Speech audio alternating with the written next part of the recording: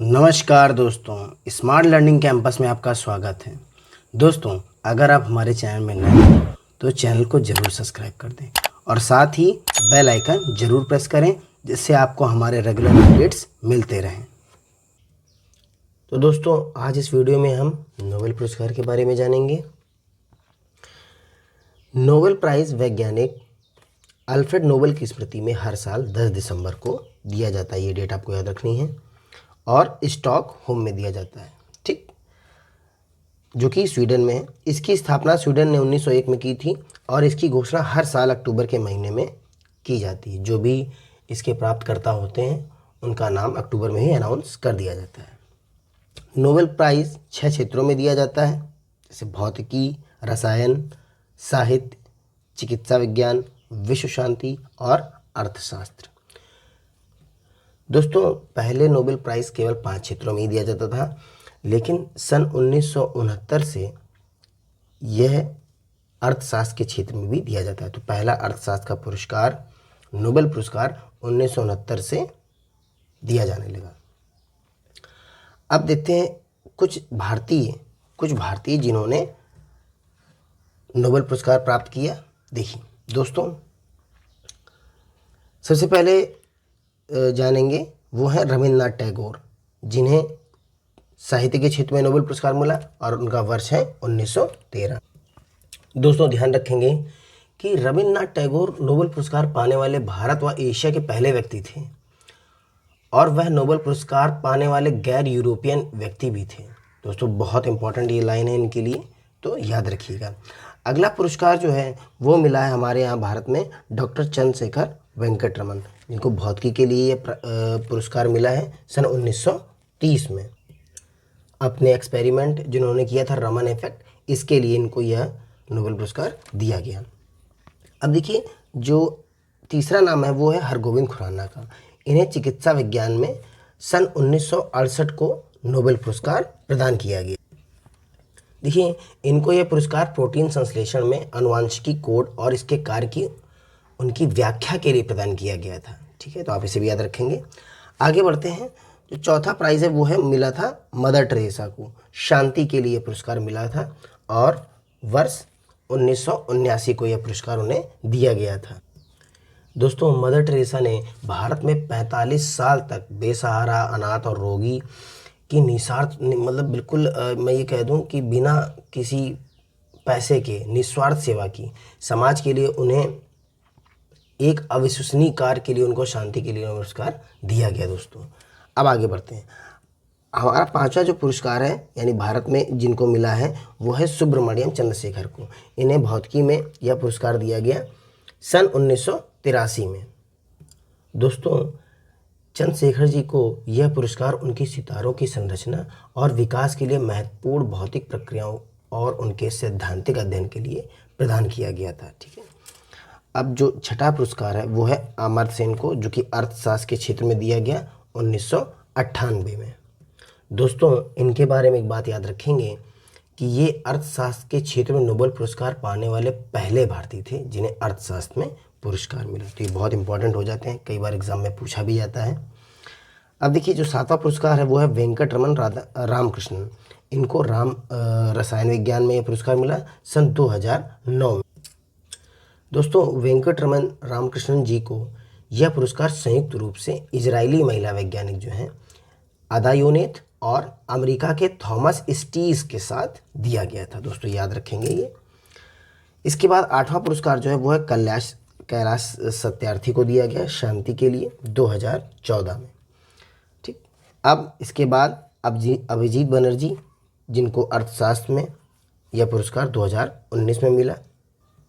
तो दोस्तों, अब जानेंगे कैलाश सत्यार्थी जी के बारे में, जिन्होंने क्या किया था, बचपन बचाओ आंदोलन इन्होंने ही शुरू किया था। इसकी स्थापना की और विश्व भर में हजारों बच्चों के अधिकारों की रक्षा के लिए कार्य किया, जिसलिए कैलाश सत्यार्थी जी को शांति का नोबेल पुरस्कार 2014 में दिया गया। और दोस्तों, अभिजीत बनर्जी जी नोबेल पुरस्कार पाने वाले सबसे नए भारतीय हैं, क्योंकि उन्हें हाल ही 2019 में नोबेल पुरस्कार से सम्मानित किया गया। अब दोस्तों, आगे बढ़ते हैं। 2014 का शांति पुरस्कार का ऐलान सत्यार्थी को बाल अधिकारों को प्रोत्साहन करने के हेतु दिया गया। एक इम्पॉर्टेंट लाइन यहाँ पर मैंने ऐड की है कि महात्मा गांधी जी का नाम शांति पुरस्कार के लिए 5 बार नॉमिनेट किया गया, लेकिन एक बार भी उन्हें यह पुरस्कार न मिल सका। दोस्तों इसे बहुत ज़रूरी है बिल्कुल याद रखना, क्योंकि कई लोगों को कन्फ्यूज़न है कि महात्मा गांधी जी को शांति पुरस्कार मिल चुका है, लेकिन नहीं, उनका नाम नॉमिनेट किया गया लेकिन उनको एक बार पुरस्कार नहीं मिल चुका। अब देखिए जानेंगे ये कुछ पुरस्कार हैं जो नोबेल पुरस्कार 2022, क्योंकि देखिए 2023 का नोबेल जो प्राइज़ है उसकी अनाउंसमेंट अब अक्टूबर लग गया है, तो अक्टूबर में की जाएगी। तो ये जो 2023 का पुरस्कार है वो दिसंबर में दिया जाएगा। अभी जो नोबेल प्राइज़ है वो 2022 वाले ही हमको याद करने हैं, क्योंकि यही पेपर में पूछे जाएंगे। तो दोस्तों जो चिकित्सा के क्षेत्र में नोबेल प्राइज़ है वो प्राप्त करता है स्वंते पाबो, जो स्वीडन से हैं। इनके बारे में विशेष बात याद रखेंगे, स्वीडिश जेनेटिक्स ने मानव जाति के 2 शुरुआती पूर्वजों की आनुवंशिक पहचान की खोज, इस प्रक्रिया में मानव विकास पर एक नया रास्ता खोला। तो दोस्तों नाम है इनका, ये स्वीडिश जेनेटिकिस्ट्स हैं, ठीक है। इनका नाम है स्वंते पाबो। अब देखिए कैसे याद रखेंगे, आपको ये बहुत ज़्यादा नहीं याद रखना है, आपको केवल इसे एक बार पढ़ लेना है।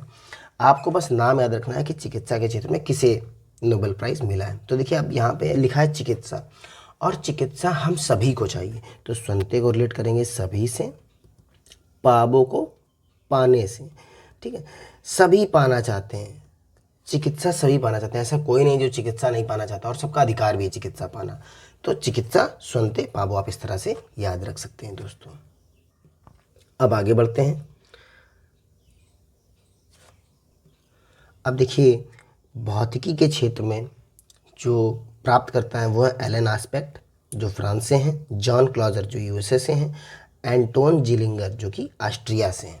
अब इनके बारे में विशेष बात ये है, इन्होंने क्वांटम यांत्रिकी में प्रयोग किए कंप्यूटिंग और क्रिप्टोग्राफी में तेज़ी से विकसित एप्लीकेशन के लिए आधार तैयार किया, ठीक है।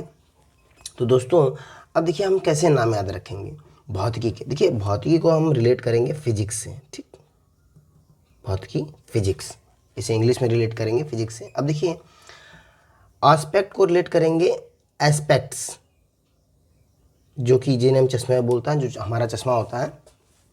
इसके बाद क्लॉजर को याद रखेंगे क्लॉक से, क्लॉक, और जिलिंगर में इसको जिलिंगर का याद रखेंगे लीवर से। अब देखिए ये तीनों चीज़ें ही आपको फिजिक्स में देखने को मिलेंगी दोस्तों। अब देखिए यहाँ पर जो एस्पेक्ट है, सॉरी स्पेक्ट्स हैं, स्पेक्टेकल्स जिन्हें बोलते हैं, स्पेक्टेकल्स यानी कि चश्मा।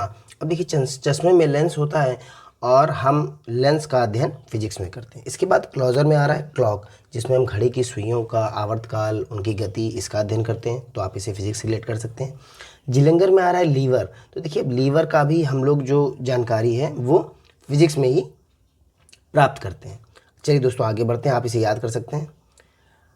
अब अगला जो क्षेत्र है वो है रसायन। अब देखिए रसायन में जो नोबेल प्राप्त करता है वो है कैरोलाइन बटोरजी जो यूएसए से हैं, मार्टिन मेल्डल डेनमार्क से, बैरी शार्पलेस यूएसए से।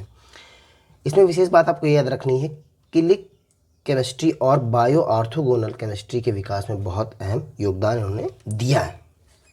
अब देखिए दोस्तों याद कैसे करें। सबसे पहले देखिए बटोरजी को याद रखेंगे बटोरने से, ठीक है, बटोरने से। मेल्डल में मेडाल दिया, और शार्प इससे याद रखेंगे शार्प। अब देखिए हम लोग जब केमिस्ट्री में हम सभी ने काफ़ी लोगों ने रसायन यानी कि केमिस्ट्री में प्रैक्टिकल किया होगा, तो वहाँ एक बीकर होता है, बीकर, और हम जो भी प्रोडक्ट बनाते हैं वो बीकर में ही बनाते हैं। देखिए सबसे पहले हम लोग क्या करते हैं, उन सभी जो हमारे पास मटेरियल होता है उनको बटोरते हैं, ठीक, तो बटोरने से याद रखेंगे बटोरजी। इसके बाद बीकर में डाल देते हैं, मेडाल से याद रखेंगे मेल्डल, मार्टिन मेल्डल। इसके बाद जब उसका प्रोडक्ट बनता है तो बहुत शार्प बनता है। कैसा बनता है, बहुत शार्प। तो इससे आप याद रख सकते हैं कि कैरोलाइन बटोरजी, मार्टिन मेल्डल और बैरी शार्पलेस। आप इसे अपने हिसाब से ज़रूर याद कर लीजिए दोस्तों।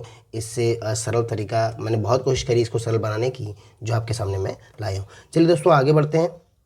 हमारा अगला जो क्षेत्र है वो है शांति। और देखिए शांति के जो प्राप्त करता है, शांति का पुरस्कार जो प्राप्त करता है वे हैं बेलारूस के अधिवक्ता अलेक्सियालियावस्की। बहुत कठिन नाम है इनका, अलेक्सियालियावस्की। ठीक है दोस्तों। अन्य 2 मानवाधिकार संगठन जो हैं जिनको मिला है, तो पहला मिला है रूसी मानवाधिकार संगठन मेमोरियल, दूसरा मिला है यूनी मानवाधिकार संगठन सेंटर फॉर सिविल लिबर्टीज़। अब देखिए इसके बारे में विशेष बात यह है, यह पुरस्कार कई वर्षों तक उनके योगदान को मान्यता देता है जो सत्ता की आलोचना करने के अधिकार को बढ़ावा देते हैं और नागरिकों के मौलिक अधिकारों की रक्षा करता है। दोस्तों अब देखिए शांति का जो पुरस्कार है कैसे याद रखेंगे। अब दोस्तों यहाँ पर नाम ही इतना बड़ा है, अगर कोई व्यक्ति स्टेज पर ये नाम ले देगा तो ज़रूर माहौल शांत हो जाएगा, क्योंकि ये नाम आदमी सुन ही नहीं पाएंगे। तो आप इसको इस तरह याद कर सकते हैं।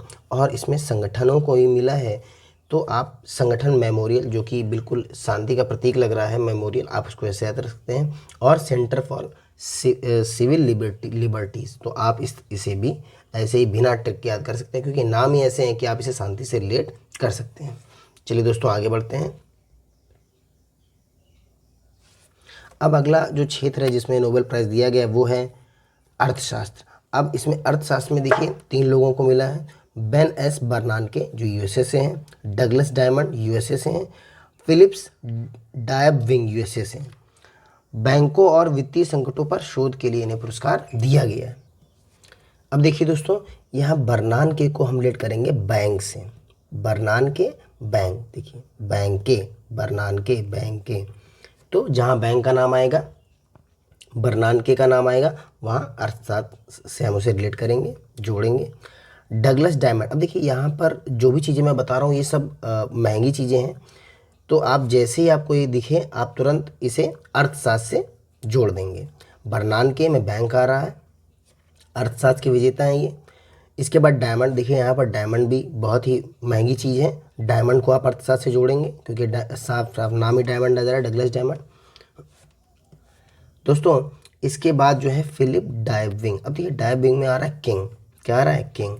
तो देखिए जिसके पास ये सब होगा वो ज़रूर क्या हो जाएगा, किंग बन जाएगा। दोस्तों आप इससे रिलेट करके अपने हिसाब से आपको जिस तरह समझ में आया आप उसे रिलेट करके याद कर ले। दोस्तों ये आगामी परीक्षाओं के लिए बहुत ज़रूरी है। आगे बढ़ते हैं दोस्तों। अगला जो क्षेत्र है वो है साहित्य के क्षेत्र में। साहित्य के क्षेत्र में जो मिला है पुरस्कार वो है एनी एर्नॉक्स जो कि फ्रांस से हैं। इन्हें साहस और नैदानिक तीव्रता के लिए जिसके साथ वह व्यक्तिगत स्मृति की जड़ों, व्यवस्थाओं और सामूहिक प्रतिबंधों को उजागर करती हैं, इसलिए उनको यह पुरस्कार दिया गया। अब देखिए दोस्तों साहित्य को यहाँ पर रिलेट करेंगे हिट से, हिट, ठीक, साहित्य हिट, हिट। और यहाँ देखिए एर्नॉक्स लिखा है, इसे रिलेट करेंगे आइनॉक्स, किससे, आइनॉक्स से।